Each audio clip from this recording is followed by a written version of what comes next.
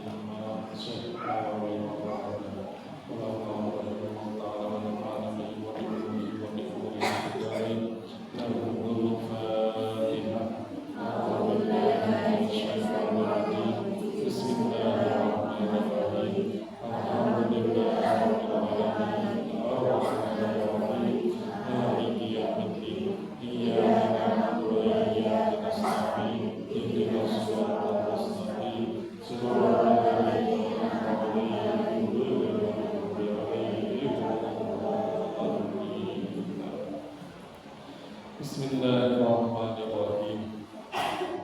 Cekapnya terus 15 menit. Bismillahirrahmanirrahim. Ibu-ibu yang beribadah sedikit hormat salam dimuliakan Allah. Sampai kemarin Pak. Dinten ieu masih spesial suasana Maulid. Kita akan bahas tentang Maulid karena tidak akan pernah habisnya masalah Maulid. Tapi sebelum saya buka kitabnya, tadi malam alhamdulillah kita sudah melaksanakan seremonial perayaan haflah Maulid Nabi Sallallahu Alaihi Wasallam di ini masjid. Ada beberapa hal yang mau balik sampaikan. Masih ingat ibu-ibu? Sahur mau balik teh mana? Tesawiyos. Salah satunya beliau menyampaikan dari hadis qudsi. Laulaka ya Muhammad ma khalaqtul afla. Ini kedengaran suara asa kurang ini? Kurang kencang. Laulaka ma khalaqtul afla. Oh benar.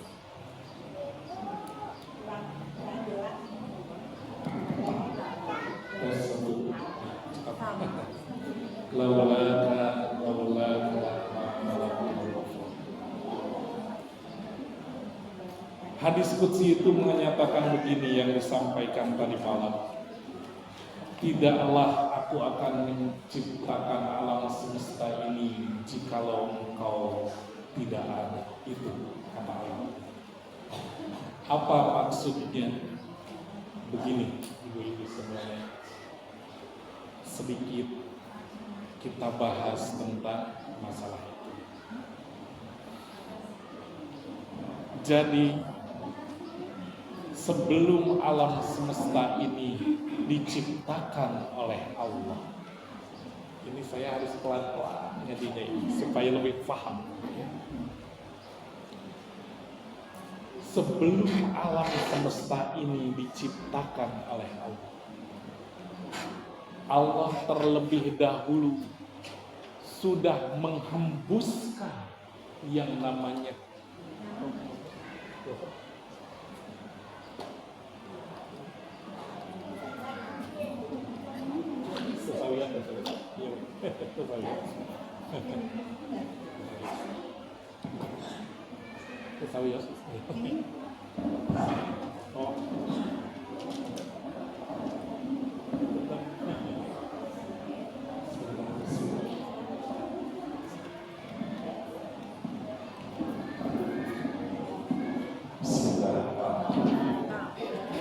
upami dina hadis. Kalau dalam ilmu hadis, ibu-ibu ya, ini yang tadi itu kurang sahih. Kalau dalam ilmu hadis itu doif ya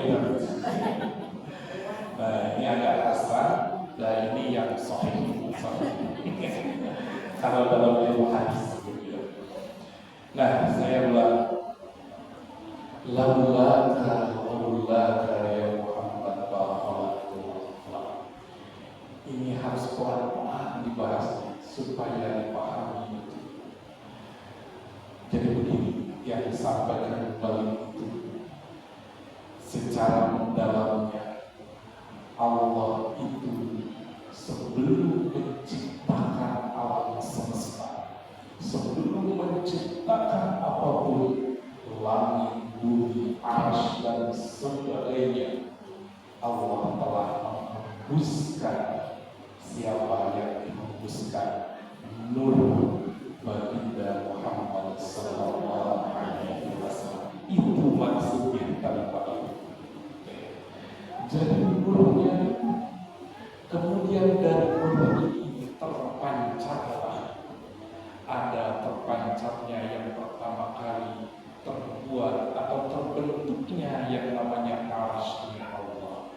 Kemudian langit, bumi, planet, tata surya dan sebagainya, termasuk tumbuhan dan hewan, semuanya terpancar dari yang namanya Nur Muhammad sallallahu alaihi wasallam. Itulah maksudnya tadi. Sehingga alam semesta ini menunggu kelahiran baginda Nabi Muhammad sallallahu alaihi wasallam. Ketika lahir, bahagialah alam semesta semuanya, terkecuali satu yang tidak bahagia, bahkan benci. Siapa? Tidak lain dan tidak bukan, dialah iblis. Padahal iblis pun sama pancaran dari nurnya yang sudah jauh, Nur Muhammad. Itu maksudnya, ya. Dan saya tidak akan terlalu panjang membahas itu, takutnya agak pusing. Intinya begini, bahwa dahulu Nabiullah Adam alaihi salam, ini nggak apa-apa saya ulang kembali. Ini kayak pernah saya sampaikan, nggak tahu kapan dulu atau tahun kemarin.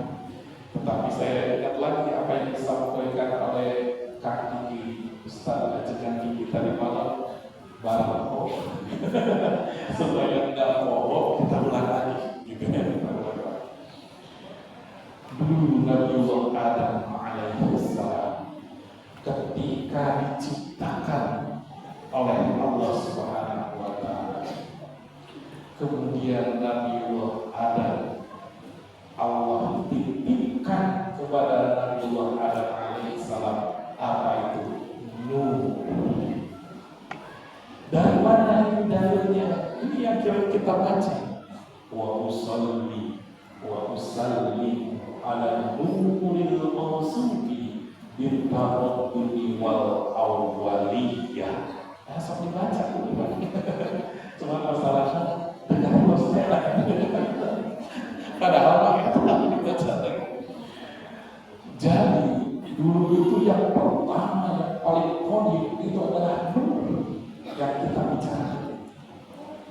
Jadi Nabiullah Adam ketika diciptakan oleh Allah, Allah titipkan nurnya, Nur Muhammad itu kepada Nabiullah Adam alaihi salam. Inilah yang menjadi dalil. Inilah mengapa semua makhluk waktu itu ketika Allah suruh untuk bersujud, sujud kepada Nabi. Kenapa? Karena para malaikat tahu ada nur di dalam diri Nabiullah Adam alaihi salam. Cuma satu yang nggak ngerti, di dalam diri Adam itu nggak kelihatan. Nur mana? Ada satu yang nggak mau, sehingga dia nggak setuju. Siapa? Tidak lain dan tidak bukan si iblis itu. Jadi sebetulnya gitu ya, secara hakikatnya seperti itu. Jadi semua malaikat tunduk, semua berhormat kepada Nabi Adam. Kenapa? Karena di Nabi Adam telah disimpan, dititipkan yang namanya nur itu. Kita baca lagi. Al-Muntaqili fil ururil kalimati wal jibal. Harus Al-Muntaqili, si nur ini berpindah-pindah ternyata. Berpindah terus. Kemana berpindahnya? Nabiullah Adam alaihissalam waktu dulu ketika dia sendirian, dia merasa kesepian, sehingga apa? Sehingga memohon kepada Allah teman. Siapa temannya? Sayyidatuna Hawa. Ketika Sayyidatuna Hawa ini diciptakan, Adam mendekati. Biasa awit kamu itu ada benih-benih didekati, tetapi Allah melarang, wahai Adam, tidak boleh terkecuali engkau memberikan mahar. Ini Nabiullah Adam ketika dibilang seperti itu, kemudian dia mengatakan sallallahu alaihi Muhammad. Jadi maharnya itu adalah sholawat. Ketika sudah sholawat itu diperbolehkan Nabiullah Adam alaihissalam untuk mendekati Sayyidatuna Hawa. Begitu. Nah, ini juga yang menjadi dasar ini. Dahulu ketika berita Sayyidina Jibril alaihissalam, malaikat Jibril itu ingin ketemu selama dengan Nabi. Dulu sebelum Nabi Adam dicipta, sebelum alam semesta dicipta, ada Sayyidina Jibril yang ingin ketemu. Kata Allah, silakan ketemu, tapi apa maharnya? Sayyidina Jibril memberikan mahar apa? Bersolawat selama 70.000 tahun. Jadi bersolawat Jibril itu selama 70.000 tahun ingin ketemu dengan Nabi. Yang kita kenal sholawatnya adalah sholawat Jibril. Kita sering dengar sholawat Jibril. Sallallahu ala Muhammad, sallallahu alaihi wasallam.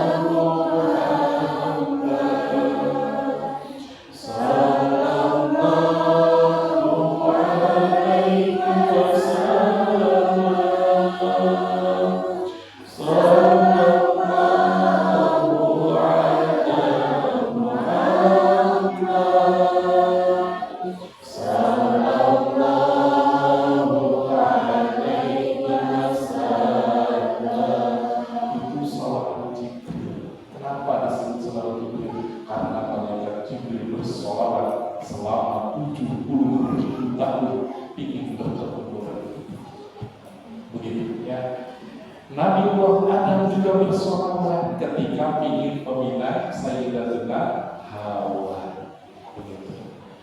Nah, setelah terjadi pernikahan antara Nabi Adam dengan Sayyidatuna Hawa, nurnya kemudian berpindah kemana? Ke Sayyidatuna Hawa. Berpindah ke Sayyidatuna Hawa. Kemudian Sayyidatuna Hawa melahirkan seorang anak yang bernama Nabiullah Syis alaihissalam, sehingga nurnya dititipkan oleh Allah kepada Sayyidina Syis alaihissalam. Terus dari Sayyidina Syis terus begitu sampai Nabi sallallahu Ibrahim alaihissalam, terus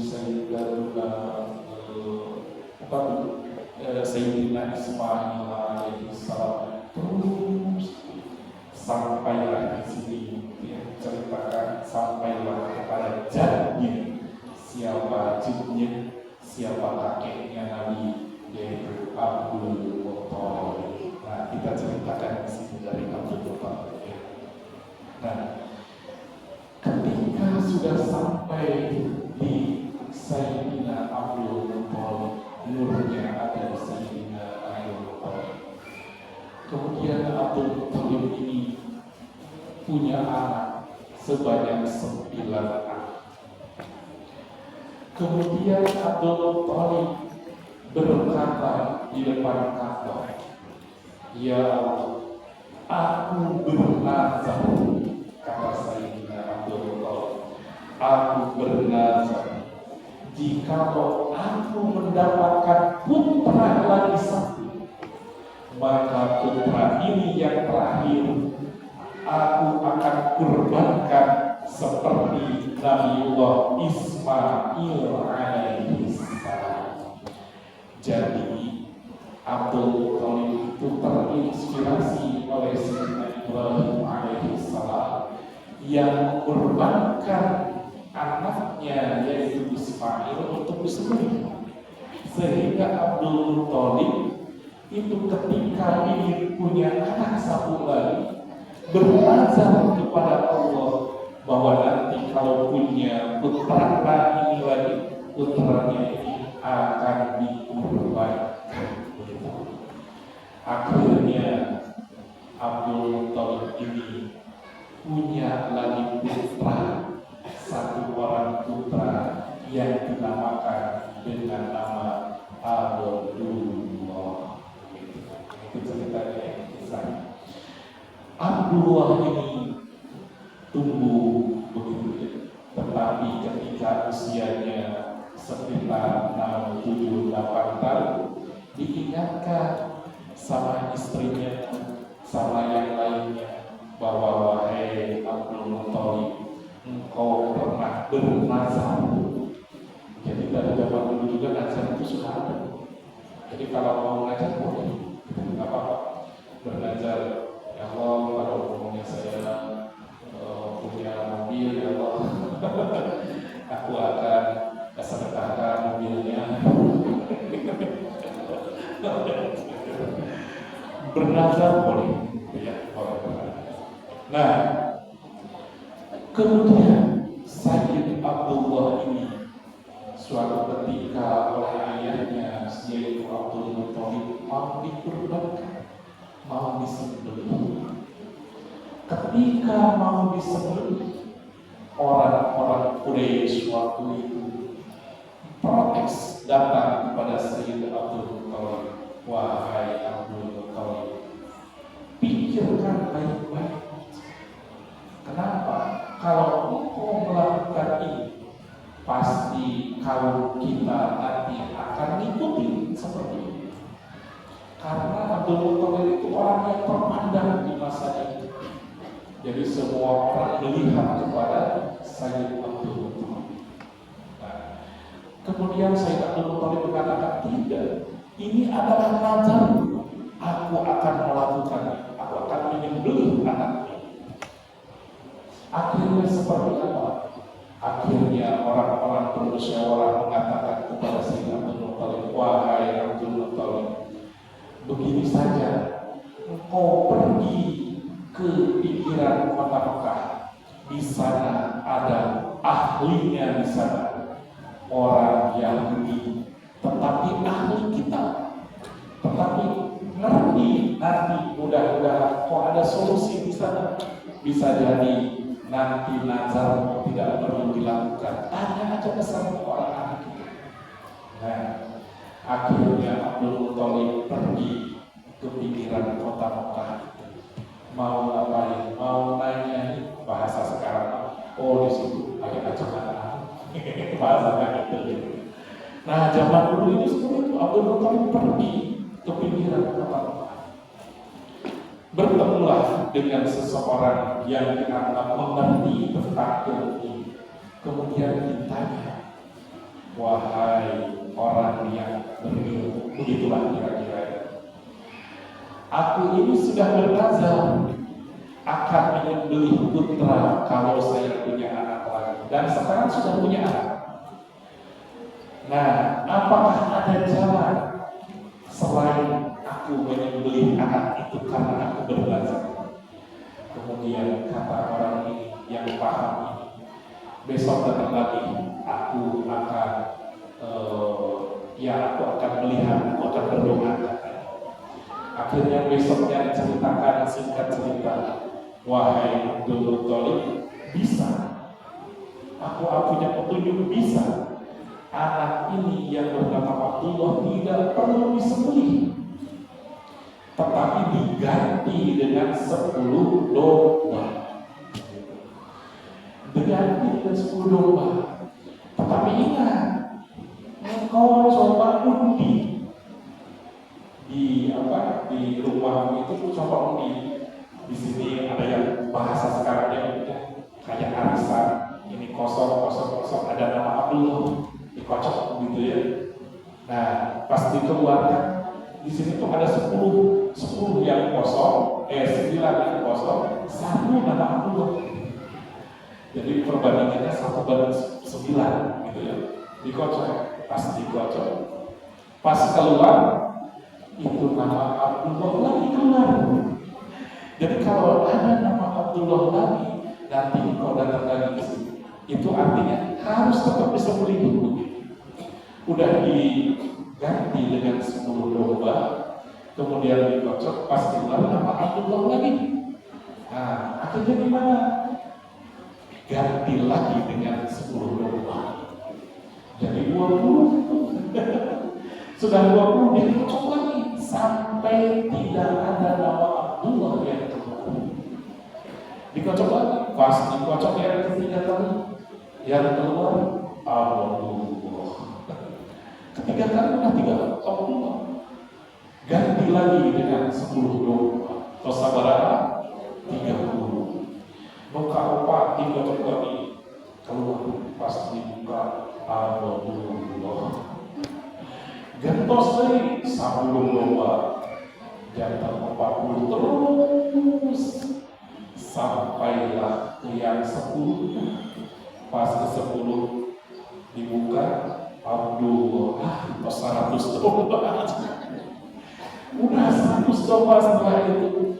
Kemudian Abdullah mengatakan, ini udah takdirnya seperti ini, kita sembelih saja Abdullah.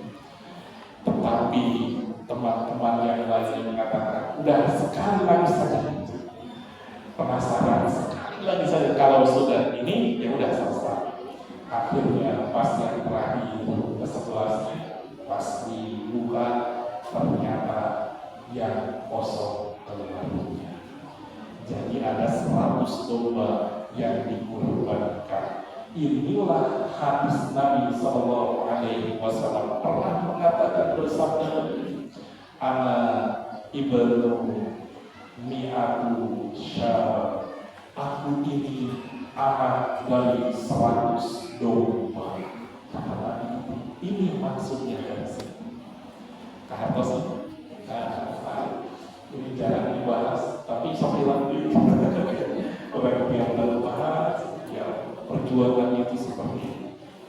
Nah, ketika itu Abdullah kemudian tumbuh karena tidak jadi dikurbankan, tumbuh 15 tahun, 20 tahun. Nah, ketika usia dewasa seperti itu, kemudian Abdullah berdagang ke suatu negeri. Karena zaman dulu itu kebiasaan itu berdagang. Profesi yang sangat menjanjikan pada waktu dulu adalah berdagang. Sekarang pun sama. Yang berdagang itu barokah, insya-Allah. Karena Nabi pun berdagang. Nah, Abdullah berdagang ke suatu tempat di sana. Pas pulang dari berdagang, ternyata di perjalanan Abdullah ini bertemu dengan seorang rahib. Rahib itu apa? Rahib itu ahli kitab yang tahu Taurat Injil, tetapi dia itu wanita cantik. Wanita cantik, kalau kita lihat itu kan pakai kudu seperti itu ya, itulah. Bertemu dengan seorang wanita. Kemudian wanita ini mencegah Abdullah. Abdullah, berhenti kok. Kenapa? Maukah engkau menikah denganku? Wah, langsung. Ini wanitanya berani sekali. Ketemu langsung agresif. Baru ketemu, ingin dinikah. itu apa aja ya. Ini pasti jalan ketemu ini seorang pemuda tanpa berkata apapun langsung mengatakan, maukah kau menikah denganku? Ini Abdullah kaget. Ini ada wanita yang seperti itu. Kenapa kau menikah denganku? Kapan? Sekarang. Kata wanita ini, saya tidak punya buatan sebenarnya, tidak perlu. Ya wanita itu. Ini wanita ini sampai begitu. Kalau mau sekarang, kata wanita.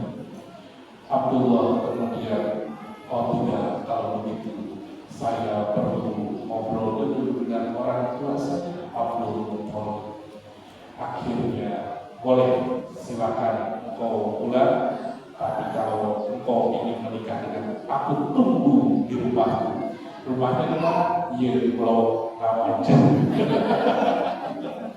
Kalau di kita gitu, Blok mana, Jalan Barat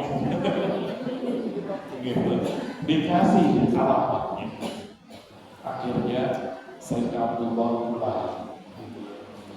Pas di dalam perjalanan pulang, Bapak, ibu-ibu semuanya, pas mau nyampe ke rumahnya, dia melihat, kenapa di rumahku, kalau bahasa sekarang ya, mungkin bahasa dulu beda, ada tenda di rumahku, tendanya tenda biru, tenda biru, ini ada apa? Ada apa? Ternyata Sayyid Abdullah terus datang, pas datang ke rumahnya, ternyata sudah disiapkan segala sesuatu oleh keluarganya. Mau apa? Ternyata Sayyid Abdullah baru dinikahkan dengan saudaranya yang bernama Sayyidatuna Aminah. Masih saudara, masih ada kerabat, masih ada kerabat. Nah, jadi tidak ada yang namanya proses ta'aruf, tidak ada proses apa ya, proses pacaran zaman sekarang. Jadi langsung pas datang siap dinikahkan begitu. Sehingga Sayyid Abdullah berkata kepada ayah, wahai ayahanda, ini acara apa? Megah begini. Wahai Abdullah, ini Bapak dan aku berniat akan menikahkanmu dengan wanita yang mulia, yaitu Sayyidatuna Aminah. Kata Sayyidina Abdullah, waduh, saya mau bilang ini ada wanita yang jadi. Begitu ya. Jadi ada godaan dulu sebelumnya, gitu, ada godaan. Akhirnya ibu-ibu semuanya, karena Sayyid Abdullah ini orang yang soleh, yang taat kepada orang tuanya, kepada ayahandanya, kemudian dia mengatakan, baik ayahanda, aku akan mengikuti apa yang sudah direncanakan. Akhirnya dinikahkan Sayyid Abdullah dengan Sayyidatuna Aminah, dinikahkan. Setelah dinikahkan, bercampurlah antara Sayyid Abdullah dengan Sayyidatuna Aminah. Terjadinya kapan? Ini para alim ulama menafsirkan terjadinya pada bulan Rajab begitu. Makanya sekaya sunnah Nabi Rahmat nikah Rajab. Karena dari sana ya. Kalau dihitung betul. Rajab, Ramadan, Puasa, Syawal, Rajab, Rajab, Muharram, Safar, Rabiul Awal, 9 bulan. Gitu ya. Bercampurnya itu bulan Rajab. Ada yang mengatakan tanggal 1, ada yang tanggal 2, 3, dirakumin timnya. Tapi intinya adalah di antara tanggal 1 sampai tanggal 10 ada ulama yang mengatakan sebaiknya berpuasa. Kenapa? Karena kita menghormati turunnya nur yang tadi saya sebutkan di awal, dari Sayyid Abdullah kepada Sayyidatuna Aminah. Karena masih pun tentok dia terlalu raja arek nikah dewe raja. Itulah yang itu. Nah, ibu-ibu saya, tidak berselang lama, tidak lama Sayyid Abdullah bersama dengan Sayyidatuna Aminah. Kenapa? Karena setelah beberapa hari, ada yang mengatakan 2 minggu, ada yang mengatakan 2 bulan, ya bulan-bulannya sekitar sekian gitu ya. Sayyid Abdullah pergi lagi mau berdagang lagi Sayyid Abdullah. Datang tetap kalau laki-laki itu harus mencari nafkah gitu ya. Makanya pergi lagi Sayyid Abdullah ini ke suatu negeri untuk berdagang. Pergilah Sayyid Abdullah meninggalkan Sayyidatuna Aminah. Ketika pergi meninggalkan itu mau berdagang, Sayyid Abdullah dalam perjalanan teringat dengan apa? Dengan wanita yang dulu, dengan wanita yang agresif. Jadi yang agresif kadang seperti nyamuk gitu. Ya Allah. Jadi wajar itu ya kalau umpamanya ada suami itu asalkan ya keterlaluan. Itu mah hanya sebatas seperti dulu pernah ada yang nawarin gitu di blog gitu di blog. Dicoba didatengin dulu. Sayyid Abdullah kemudian mendatangi blog supaya nggak ada ya blog ABC. Blog ABC itu bahwa nggak ada. Nah, dicari ke sana. Oh, ini rumahnya. Kemudian diketuk pintunya. Ketika sudah diketuk, keluarlah wanita yang cantik dulu deh. Kemudian pas dibuka, kemudian si wanita ini katakan, siapa engkau? Ngapain engkau ke sini? Ini Sayyid Abdullah kemudian bingung, kenapa? Loh, saya disuruh ke sini sekarang ditanya, kenapa? Sayyid Abdullah bingung, kenapa? Karena dulu dia diminta untuk datang, pas sekarang datang ke sana malah ditanya, ini siapa? Kemudian Sayyid Abdullah mengatakan, wahai wanita, engkau itu pelupa. Oh, Ustaz ini engkau pelupa. Aku ini disuruh olehmu datang ke sini untuk menikahi. Sayyid Abdullah cuma bercanda-canda aja gitu sama ya laki-laki. Bercanda aja. Untuk menikahi. Kemudian orang ini, si wanita ini mengatakan, oh, engkau itu lelaki yang dulu kita ketemu itu di sana ya? Iya betul.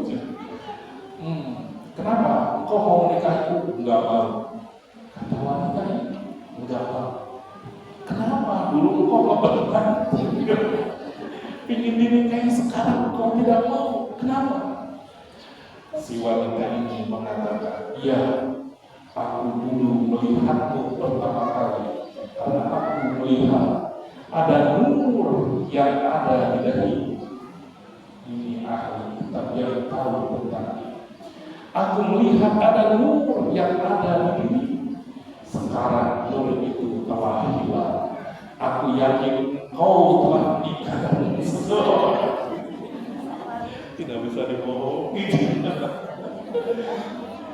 Kemudian Sayyid Abdullah mengatakan, iya betul, aku sudah menikah. Sehingga ya sudahlah, sampai di sini perjumpaan kita gitu ya. Begitu, ibaratnya begitu ya. Akhirnya Sayyid Abdullah kemudian pergi berdagang. Begitu ya, itulah sekelumit tentang Muhammad sallallahu alaihi wasallam yang kita sering baca di dalam Al-Barzanji.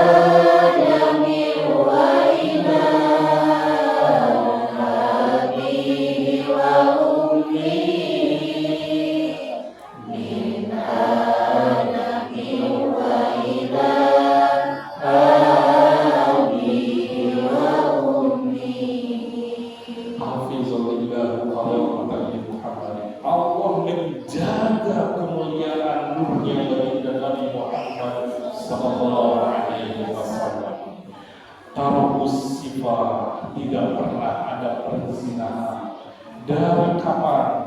Min Adam, dari Sayyidina Adam, wa ila abihi, sampai kepada ayah baginda Nabi yaitu Abdullah, wa ummihi, dan ibunya yaitu Sayyidatuna Aminah. Jadi dari Nabi Adam terus ke Nabi-Nabi selanjutnya terus tidak pernah terjadi perzinahan, sehingga nur ini suci, berada di orang-orang yang suci, sampailah kepada Sayyidina Abdullah dan Sayyidatuna Aminah yang melahirkan yang namanya baginda Nabi Muhammad sallallahu alaihi wasallam. Para ustaz lima, secara iya deh, sampai putus hubungan Sayyidina Abdullah dengan Sayyidina kami. Masih banyak nanti bagaimana usia kandungan Sayyidatuna Aminah dari 1 bulan, 2 bulan, 3 bulan sampai 9 bulan. Begitu banyak peristiwa-peristiwa yang terjadi, di mana diterangkan di kitab yang namanya Al-Janji. Cuma masalahnya kita ngerti, tapi tidak masalah. Insya Allah ruhani kita mengerti. Jadi kadang-kadang kita bahas asik gitu ya, mudah-mudahan dengan dibahas ini kita makin cinta kepada baginda Nabi Muhammad sallallahu alaihi wasallam. Cekap jalan insya Allah kita lanjutkan. Secara sebenarnya alhamdulillah masih panjang.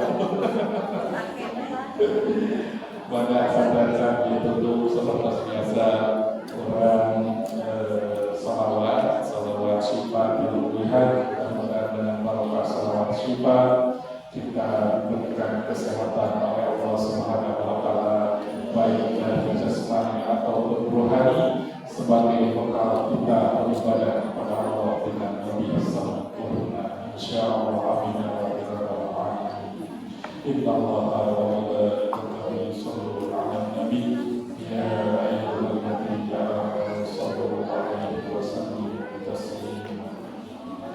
Allahumma shalli 'ala sayyidina Muhammadin tibbil qulubi wa nafaiha wa